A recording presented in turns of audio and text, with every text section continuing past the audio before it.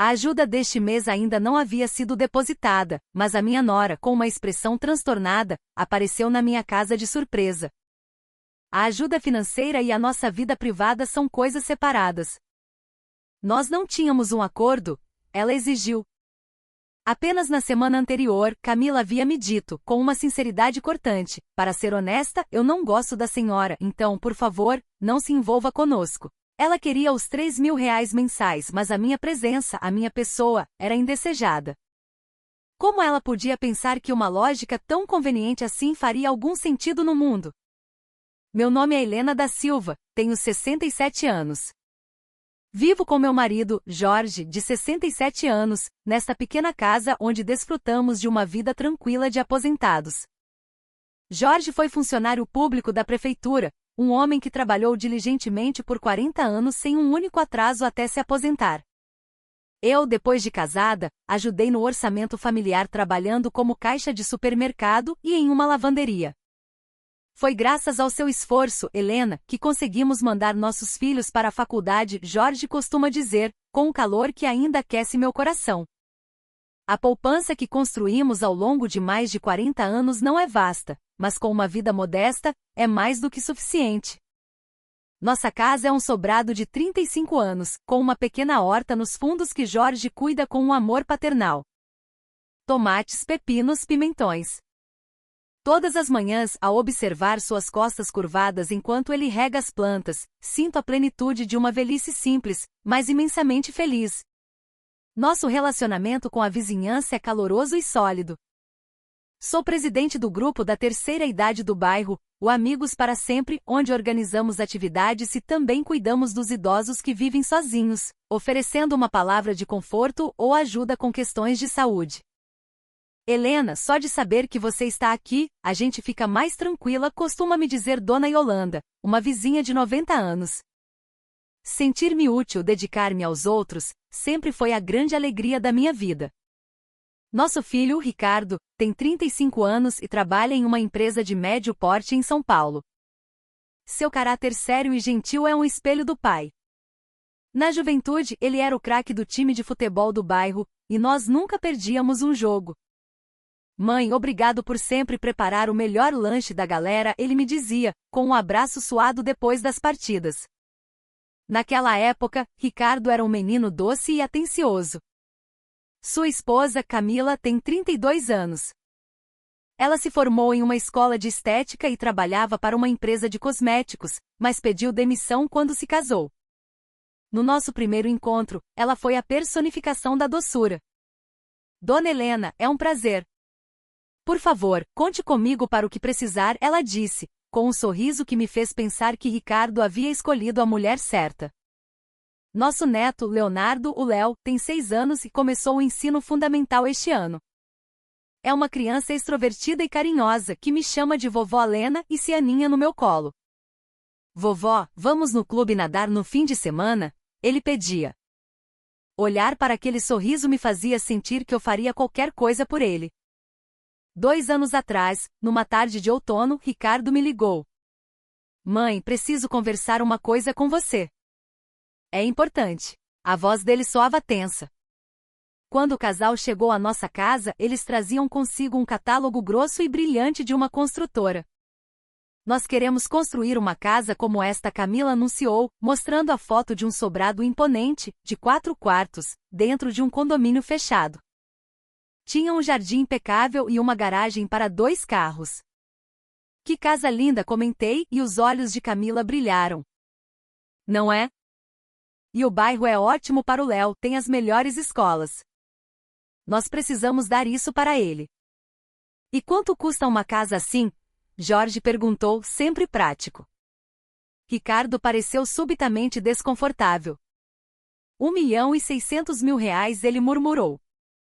Demos uma entrada de 100 mil e financiamos o resto em 35 anos. A parcela mensal é de R$ 5.500. Nós nos entreolhamos. O salário líquido de Ricardo era de R$ 9.000 por mês. Uma prestação de quase 6 mil significaria um aperto financeiro brutal. Vocês têm certeza disso, meu filho? Vão conseguir pagar? Perguntei, a preocupação já se instalando no meu peito. Camila respondeu com uma confiança inabalável. Com o cargo do Ricardo, o banco aprovou o financiamento sem problemas. E ele ainda vai ser promovido, né, amor? Mas a minha ansiedade persistia. Comprometer mais de 60% da renda com a moradia me parecia uma imprudência óbvia. E ela continuou: também queremos trocar de carro. Um carro popular não combina com uma casa dessas, não é? O carro que ela me mostrou no catálogo era um SUV importado enorme. A prestação, segundo ela, seria de R$ 3.000 por mês. A conta era simples e assustadora: 5.500 do financiamento da casa mais 3.000 do carro somavam R$ 8.500. Do salário de 9.000 de Ricardo, sobrariam apenas R$ 500. Era impossível cobrir alimentação, contas de luz e água, despesas com a educação do Léo e todo o resto com essa quantia. A ajuda financeira começou 1 ano atrás, na primavera. Num domingo ensolarado com os ipês floridos, Ricardo me ligou, a voz embargada.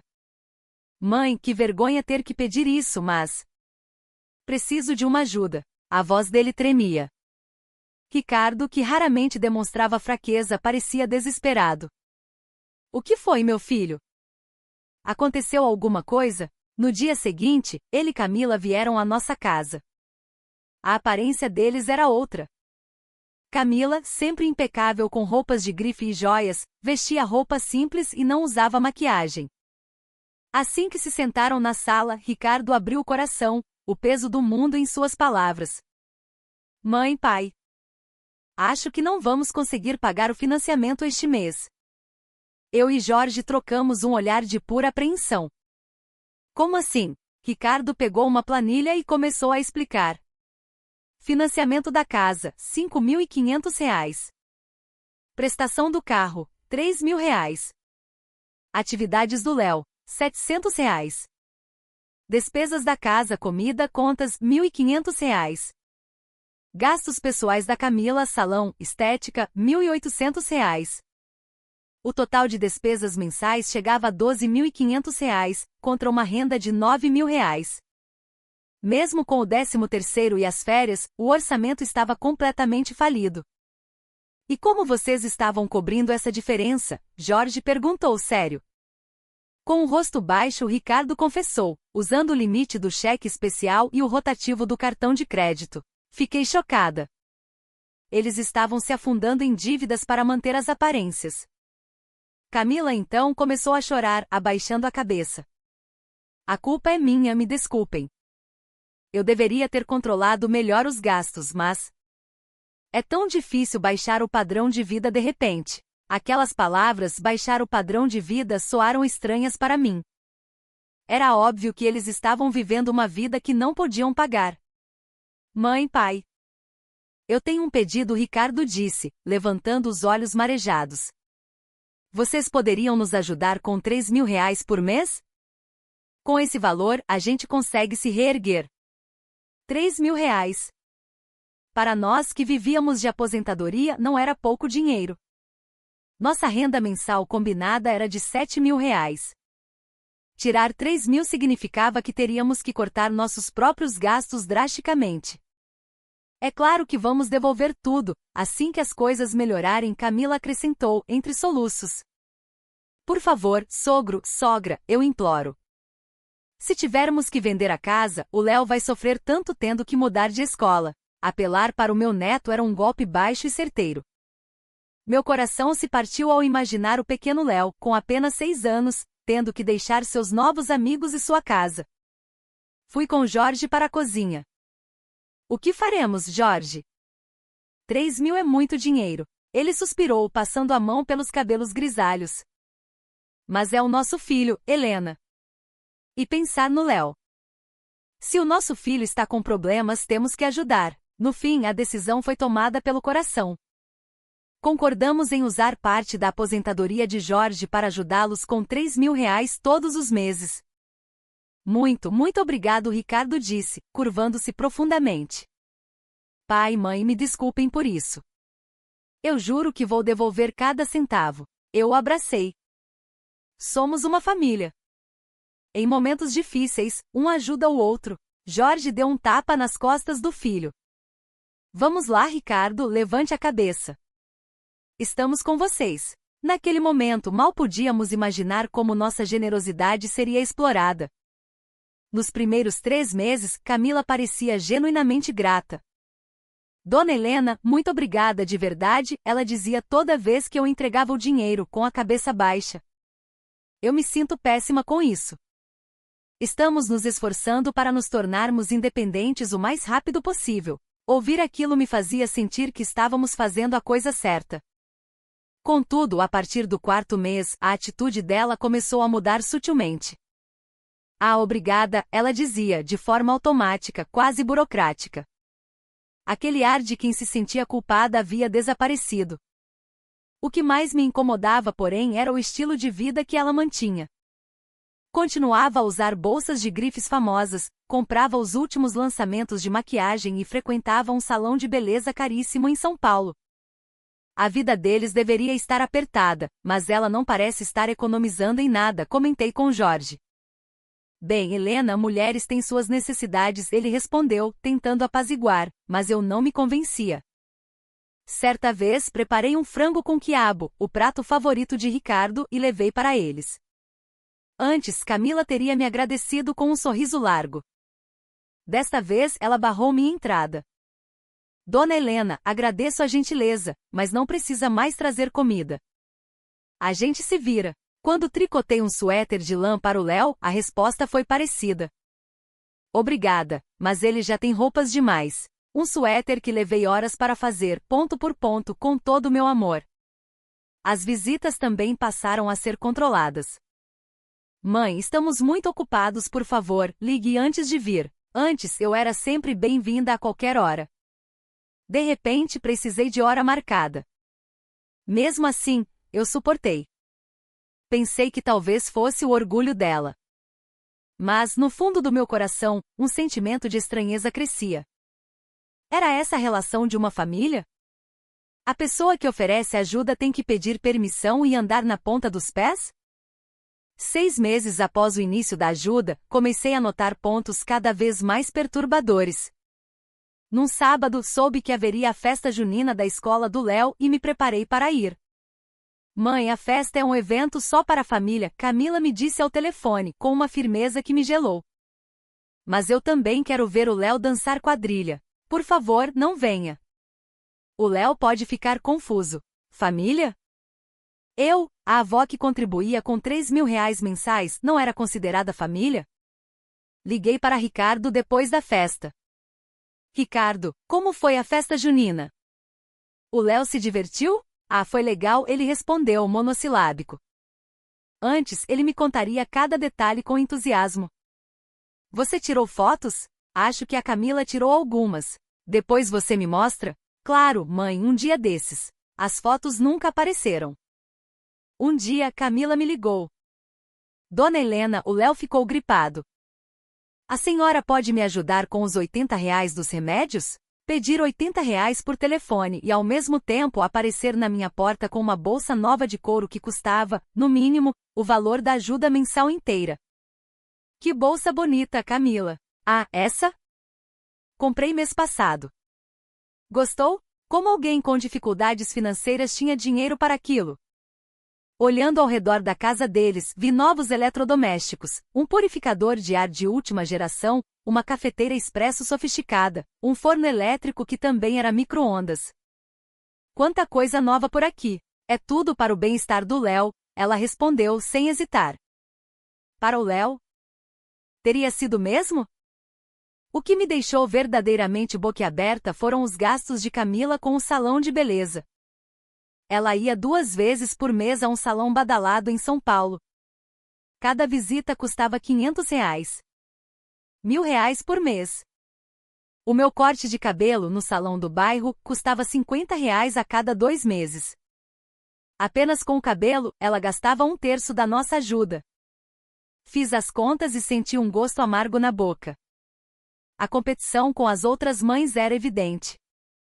Um dia, encontrei por acaso um grupo de mães da escola do Léo no supermercado. Elas não me viram e conversavam em voz alta. A casa da Camila é um luxo, né? Ela deve ser rica. Sim. Está sempre com roupas de marca. O marido dela deve ganhar muito bem. Ouvi a resposta de Camila, cheia de orgulho. A gente vive com bastante folga, graças a Deus. Folga? Com os 3.000 reais que arrancavam de nós todo mês? Inclusive, estamos planejando uma viagem em família para o exterior nas próximas férias. Que legal! Para onde? Disney. O Léo está super ansioso. Meu sangue ferveu. Viagem para o exterior? Eles pediam dinheiro para não perder a casa e, ao mesmo tempo, planejavam uma viagem caríssima para Disney. Naquela noite, contei tudo a Jorge. Viagem para Disney? Isso é um ultraje. Ele explodiu.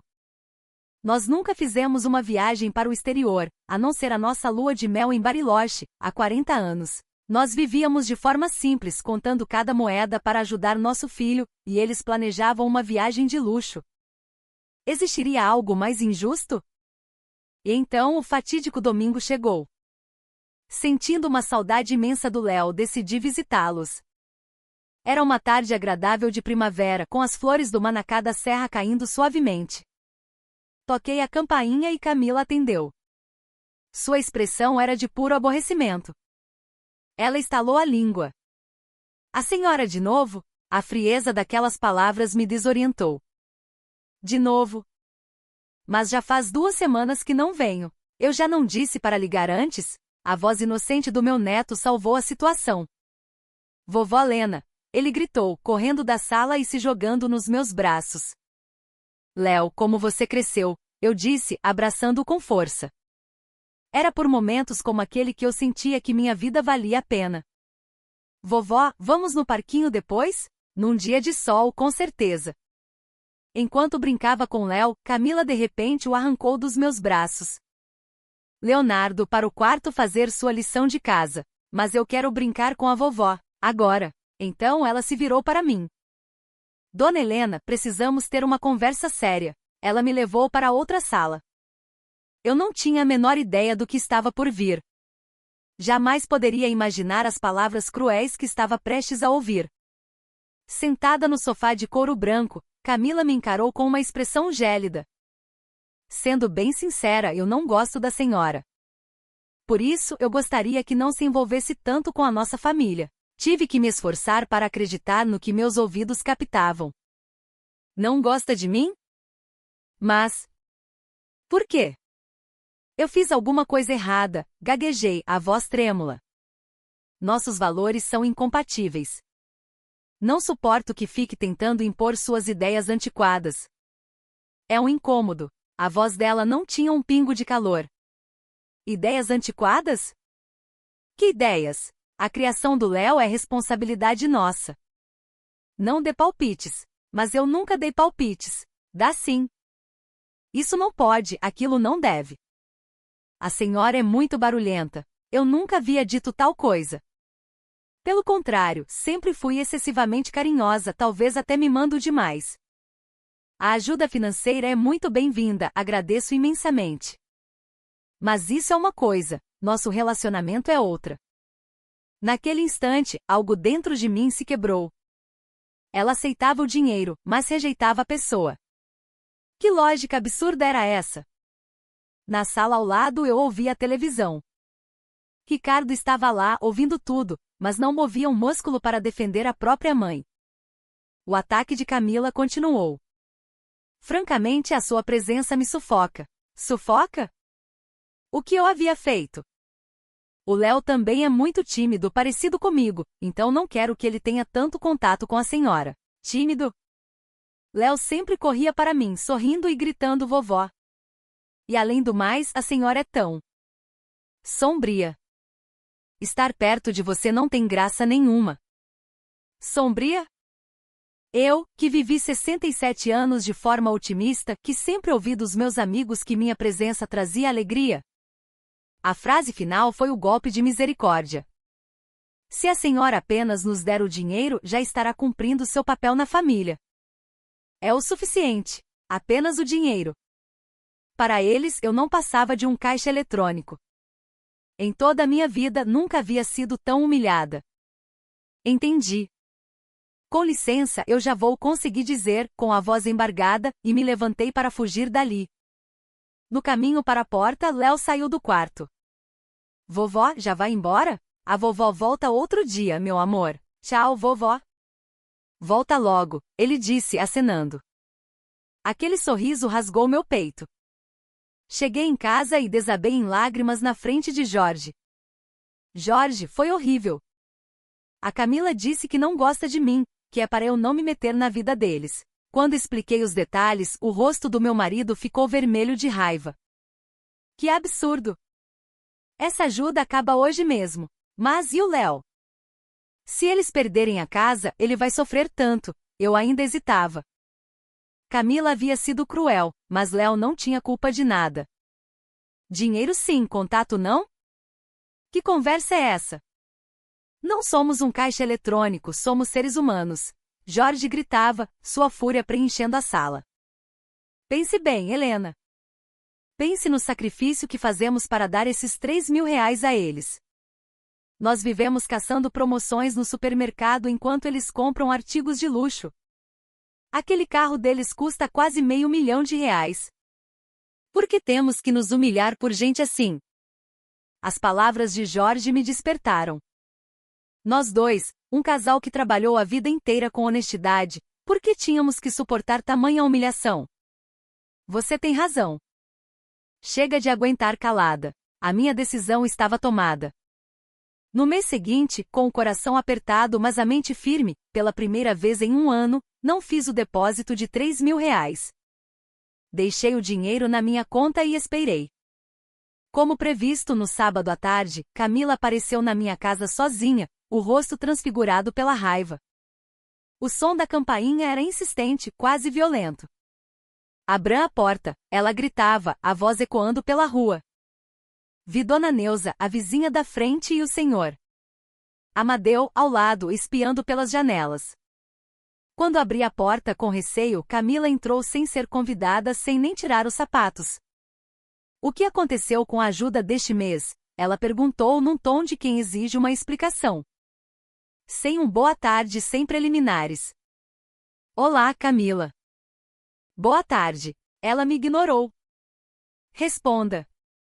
Por que os 3.000 reais não foram depositados? Camila, você se lembra do que me disse no último domingo? Perguntei com calma. Ela elevou a voz. A ajuda e a vida pessoal são coisas separadas. Nós tínhamos um acordo. Era como se receber o dinheiro fosse um direito adquirido, e não um favor. Não havia um pingo de gratidão em suas palavras. No dia seguinte, Ricardo ligou. Mãe, a Camila me contou. Como você pôde parar a ajuda? Vai nos abandonar agora? A voz dele estava fria e irreconhecível. Abandonar? Depois de ser tratada com frieza, depois de ouvir que era odiada e que deveria manter distância, a abandonada era eu. A sua esposa me disse para não me envolver. Isso é uma coisa, o dinheiro é outra, ele retrucou. Eram idênticos. Para eles, relações humanas e dinheiro existiam em universos paralelos. A nossa vida depende disso, mãe. A Camila anda muito estressada com a criação do Léo, tente entender. Até meu filho tomava o partido da esposa, me culpando. Por favor, mãe, eu te imploro. Se você cortar a ajuda, o que será de nós? Nesse momento, Jorge tomou o telefone da minha mão. Ricardo, você ainda se considera nosso filho? Ele rosnou. Pai, o que você pensa que sua mãe é? Um caixa eletrônico que cospe dinheiro quando vocês precisam? Eu não disse isso, mas é a mesma coisa. Sua esposa disse que odeia sua mãe. E você não fez nada. Ela exagerou, pai. Não tem, mas... Como você tem a coragem de pedir dinheiro sem nem ao menos se desculpar? Vocês estão em dificuldades? Comprando artigos de luxo, andando em carro importado e planejando viagem para o exterior? Por que temos que sacrificar nosso bem-estar pela vaidade de vocês? Ricardo ficou sem palavras. Não tinha como se defender. Mas antes de desligar, ele disse, se a senhora não nos ajudar, nós podemos realmente perder a casa. Perder a casa. A responsabilidade era nossa? Foram eles que escolheram viver uma vida que não cabia no bolso. Porque falavam como se a culpa fosse nossa. No dia seguinte, eu e Jorge estávamos sentados à mesa da cozinha. Helena, chegamos ao nosso limite, ele disse, apertando a xícara de café. A ajuda acabou de vez, mas eu ainda sentia um nó na garganta. Mas somos uma família. Durante 67 anos, a família sempre veio em primeiro lugar. Mudar essa mentalidade não era fácil. Família? Eles nos trataram como família? Quem disse não gosto de você, não se envolva, não pode vir clamar por laços familiares quando lhe convém. Em toda a minha vida nunca fui tão insultado. As lágrimas começaram a rolar pelo meu rosto. Eles não nos deixam ver o neto, mas querem o nosso dinheiro. Essa relação está doente. Nossa aposentadoria é de R$ 7.000. Depois dos impostos, sobram uns 6. Tirar 3.000 significa que temos que viver com os outros 3. Nós dois. Compramos roupas em brechó e abrimos mão de qualquer lazer. Enquanto isso, eles esbanjam. Não vou mais ser complacente. Vamos resolver isso da maneira correta. A minha decisão estava selada. Eu não aceitaria mais nenhuma humilhação. Desde jovem sempre fui metódica. Mantenho diários e livros de contas detalhados. Desde o início da ajuda, registrei tudo. Data do início, 15 de abril de 2022, valor, R$ 3.000 mensais. Conta de destino, a de Ricardo. Motivo, dificuldade no pagamento do financiamento. E a promessa, vamos devolver tudo dita por Ricardo. O total da ajuda em um ano, R$ 36.000. Além disso, anotei em meu diário todas as conversas dolorosas. A declaração de Camila, não gosto de você, não se envolva. A frase, basta nos dar o dinheiro. A de Ricardo, ajuda e vida pessoal são coisas separadas. A informação sobre a viagem à Disney. As provas estão todas aqui. Vamos enfrentá-los com a cabeça erguida, disse Jorge, ao ver minhas anotações. Com esses registros, qualquer um pode ver que estamos com a razão. No dia seguinte, procurei Dona Elvira, uma amiga do nosso grupo de idosos. O filho dela, Dr. Matos, é advogado em São Paulo e especialista em direito de família, inclusive em questões envolvendo idosos. Helena, por que você não conversa com meu filho? Ela sugeriu, preocupada. Mas um advogado deve ser caro. A primeira consulta é de graça. Pelo menos para ouvir a opinião dele. Na semana seguinte, fui ao escritório do Dr. Matos. Era um prédio imponente na Avenida Paulista, e eu estava nervosa, mas ele me recebeu com uma gentileza que me acalmou. Dona Helena, minha mãe me contou o seu caso. Isso é um claro exemplo de abuso financeiro e emocional. Ele analisou meus registros com atenção. Com a promessa de que o dinheiro seria devolvido, isso não se caracteriza como uma doação, mas sim como um empréstimo. Isso significa que a senhora pode exigir a devolução integral do valor. Vamos enviar uma notificação extrajudicial com aviso de recebimento. Ela tem validade legal. Eu nunca tinha ouvido falar daquilo. A notificação extrajudicial, ele explicou, é um documento formal enviado pelos correios que comprova que a pessoa recebeu e está ciente do conteúdo. Ou seja, eles não poderão alegar que não foram avisados. No seu caso, Dona Helena, podemos exigir a devolução dos R$ 36.000 em uma única parcela. Aos 67 anos eu estava aprendendo sobre meios legais que nunca imaginei usar, mas aquilo me pareceu um raio de esperança. E quanto isso custaria? Para a elaboração e o envio da notificação, cerca de R$ 500. Se o caso for para a justiça, as chances de vitória são altíssimas, e os custos do processo provavelmente recairão sobre eles. Decidi que era o caminho a seguir. Seguindo o conselho do advogado, comecei a coletar mais informações com a vizinhança. Todo sábado à noite, eles vão àquela churrascaria nova e cara. Uma conta ali não sai por menos de R$ 500, contou Dona Neuza. A Camila faz estética uma vez por semana num salão chique. Custa uns R$ 300 por sessão, disse outra vizinha. O Léo, além do piano e natação, começou a fazer inglês e futebol também. Até o carteiro contribuiu. Olha, Dona Helena, tem chegado muitos envelopes com aviso de cobrança na casa deles. Parecem ser de administradoras de cartão de crédito. A verdade era clara. Eles usavam nossa ajuda para pagar as prestações fixas e continuavam a se endividar com cartões de crédito para financiar uma vida de luxo. Nossos R$ 36.000 não foram para necessidades básicas, mas para sustentar a vaidade deles. O problema já não era só meu. A comunidade inteira se mobilizou para me apoiar. No grupo da terceira idade, foi convocada uma reunião de emergência. O problema da Helena é o problema de todos nós, idosos, disse o senhor Ishida, o vice-presidente. Muitos de nós sofremos abusos dos filhos em silêncio. A luta da Helena pode encorajar outros. As ofertas de ajuda vieram de todos os lados.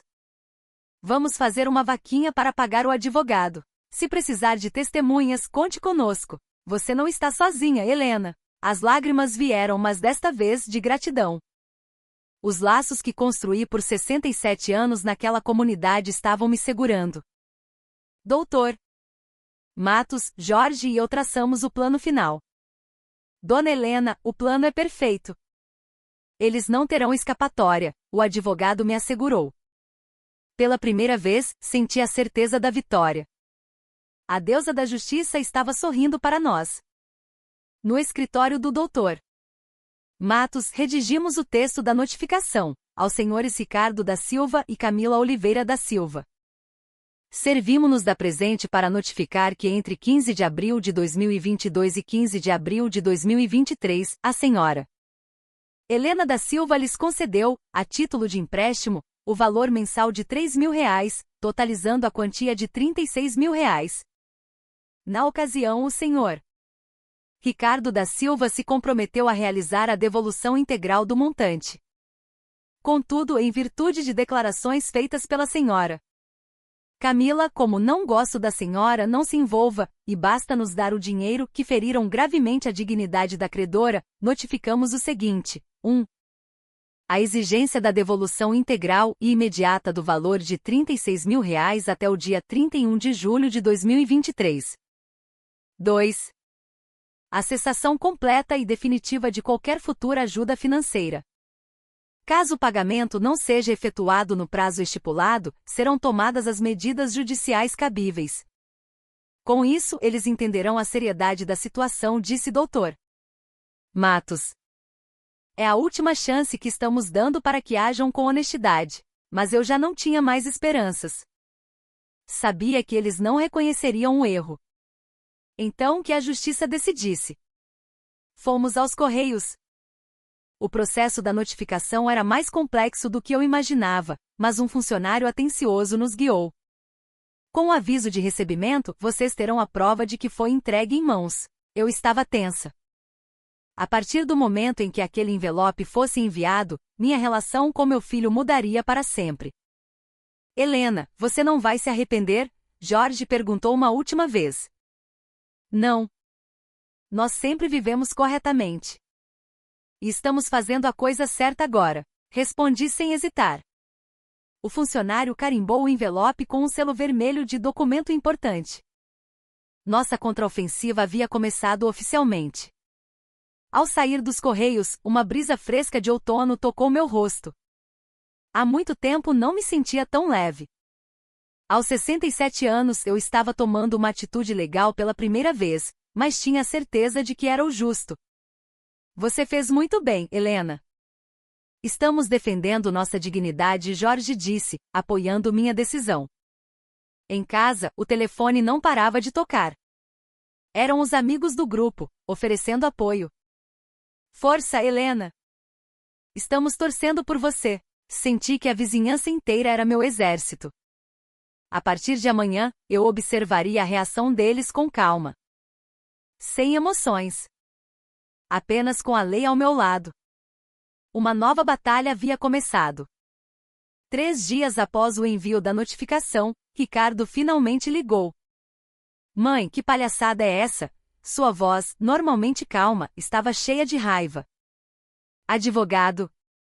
Isso é ameaça. Não é ameaça, Ricardo. É uma cobrança formal, respondi com a serenidade que doutor Matos me instruir a manter. É o dinheiro que você prometeu devolver. 36 mil reais? De onde eu vou tirar esse dinheiro? Você quer nos levar à falência? Que tipo de mãe faz isso com um filho? E que tipo de filho só trata a mãe como mãe quando precisa de dinheiro? Quando sua esposa disse que me odiava, você me defendeu. Se não tem dinheiro, venda o carro. Venda as bolsas de grife. Eu preciso do carro para trabalhar. Um carro popular serve. Se não tem dinheiro, não precisa de um SUV de luxo. Mãe, é sério que você quer os 36 mil de volta? Sim. Em uma única parcela. Minha determinação era inabalável. Naquela noite foi a vez de Camila ligar. Dona Helena, isso que a senhora fez foi cruel.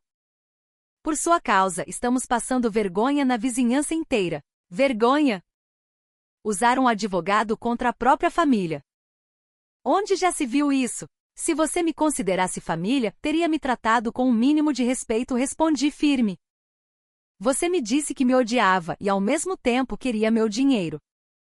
Isso sim é falta de bom senso. Mas uma coisa não tem nada a ver com a outra, eu já disse. Até o fim, ela não conseguiu enxergar sua própria contradição. Tem tudo a ver. Não era um dinheiro qualquer. Era o fruto do nosso sacrifício. A senhora é uma pessoa má, por isso tudo isso aconteceu. Má? Quando eu havia sido má? Não temos como pagar esse valor. Então, como pretendiam pagar a viagem para Disney? Minha pergunta a deixou sem resposta. Isso é diferente. Para ela, tudo era sempre diferente. Ela desligou sem admitir culpa alguma. Sem nossa ajuda, a realidade financeira do casal veio à tona rapidamente. Uma semana depois, Dona Neuza me trouxe notícias. Helena, a casa do seu filho está recebendo um monte de cartas de cobrança. Não só do banco, mas de várias empresas de cartão de crédito. A compra de artigos de luxo teve que parar. A manutenção do carro caro começou a pesar, e eles mal tinham dinheiro para gasolina. As atividades do Léo, com exceção da natação, foram todas canceladas. Tudo consequência do estilo de vida insustentável dos pais. O caso da notificação virou o assunto do bairro. As pessoas que antes os admiravam, agora os olhavam com desprezo. Aquela ali recebia uma fortuna da sogra e ainda a tratava mal. Cuspir no prato que comeu é pouco. Dona Helena sempre foi um pilar da nossa comunidade. Que pena que o filho casou com uma pessoa assim. O bairro inteiro ficou do meu lado. Esse foi o resultado de uma vida inteira de honestidade e respeito. 2 meses depois, com o prazo de pagamento se esgotando, Ricardo e Camila vieram à nossa porta e se ajoelharam no chão. Mãe, por favor, nos perdoe, Ricardo implorou chorando. Nós estávamos errados. A Camila está arrependida. Pela primeira vez, o pedido de desculpas de Camila pareceu sincero. A culpa foi toda minha. Eu faço qualquer coisa, mas por favor, nos perdoe. Mas minha decisão já estava tomada. Agora é tarde demais. Vocês pisotearam a minha dignidade. Um pedido de desculpas não apaga isso. Mas, mãe, os 36 mil. E a ajuda mensal? Podemos perder a casa, Camila suplicou. Meu coração não se moveu. Você disse que me odiava. Que não me queria por perto. Que só o dinheiro bastava. Não há desculpa para isso. Mesmo com os gritos e o choro deles, minha resolução não vacilou. A partir de hoje, a nossa relação acabou. Sinto muito pelo Léo, mas a responsabilidade por isso é de vocês, os pais. Mas somos uma família de sangue. Ricardo tentou um último apelo. O sangue não significa nada sem afeto e respeito. Para vocês, éramos apenas um caixa eletrônico. Fechei a porta e nunca mais a abri para eles. Naquela noite, Jorge me abraçou. Você foi incrível, Helena. Defendeu a nossa honra. Só consegui porque você esteve ao meu lado. Pela primeira vez em meses, sorrimos juntos, de coração. 3 meses depois, Dr. Matos ligou. Dona Helena, tenho notícias. Seu filho e sua nora colocaram a casa à venda. Era o resultado esperado. Sem a nossa ajuda era impossível manter o financiamento. Com o dinheiro da venda, conseguiremos reaver os R$ 36.000. Eles tiveram que abandonar o sobrado dos sonhos e se mudar para um pequeno apartamento alugado. Camila, pela primeira vez na vida, teve que arrumar um emprego de meio período em uma loja. O SUV foi vendido e trocado por um carro popular com mais de 10 anos de uso. A reputação deles no bairro estava arruinada, as antigas amigas agora a evitavam. Ricardo começou a fazer bicos à noite em um supermercado, mas as finanças continuavam apertadas. Léo teve que mudar de escola e abandonar todos os seus cursos. Eu não sentia pena. Aquilo era o resultado direto das escolhas que eles fizeram. 6 meses depois, os R$ 36.000 foram depositados na minha conta. A sensação de ver aquele valor no extrato foi indescritível.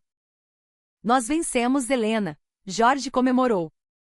Mais do que o dinheiro, o que nos alegrava era ter resgatado nossa dignidade. Doutor Matos também nos parabenizou. Dona Helena, sua atitude foi exemplar. Tornou-se um precedente importante na defesa dos direitos dos idosos. Minha história foi elogiada na comunidade. A Helena tem uma força de dar inveja, diziam. Tornei-me uma referência no grupo da terceira idade. Outros idosos, passando por problemas semelhantes, começaram a me procurar. Filhos pedindo dinheiro sem parar, netos sendo usados como moeda de troca, aposentadorias sendo controladas. Eu ouvia cada história com atenção e, quando necessário, os encaminhava para o Dr. Matos. Aos 67 anos, ainda podemos lutar pelo que é certo, eu digo a todos. A idade não importa. Nossa dignidade é algo que nós mesmos temos que proteger. Hoje, com os R$ 3.000 a mais no nosso orçamento, eu e Jorge estamos realizando um sonho antigo: viajar pelo Brasil. Helena, que tal irmos para o Nordeste nas próximas férias? Ótima ideia! Quero comer acarajé em Salvador. Vivemos nossa velhice de forma plena, com nossos próprios recursos. Cortamos todos os laços com nosso filho e sua esposa. Não temos mais contato. Preocupo-me com o Léo, mas entendo que essa é uma consequência das ações de seus pais. Em vez disso, fortalecemos nossos laços com as crianças da vizinhança, que agora vêm à minha casa para brincar. Vovó Helena, me ensina a fazer bolo de fubá? Vovó, seu crochê é tão bonito. O tempo que passo com essas crianças puras é um tesouro inestimável. Espero que esta história sirva de inspiração para outras pessoas em situações semelhantes. Mesmo com o passar dos anos, nossa vida nos pertence.